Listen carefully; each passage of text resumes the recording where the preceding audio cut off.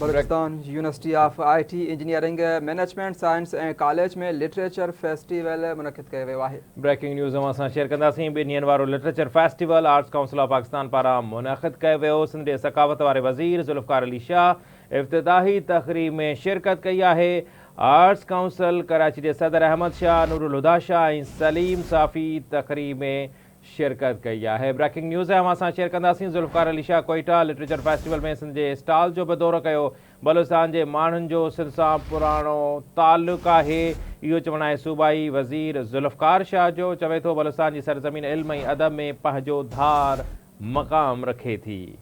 Balochistan university of IT engineering management science college में literature festival मुनक़िद कयो वियो आहे। 2 ॾींहंनि वारो literature festival art council of Pakistan पारां मुनक़िद कयो वियो आहे।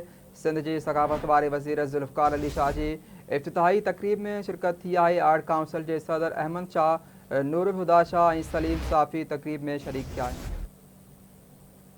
जॾहिं त ज़ुल्फ़कार अली शाह कोयटा लिटरेचर फेस्टिवल में सिंध जे स्टॉल जो भी दौरो कयो आहे।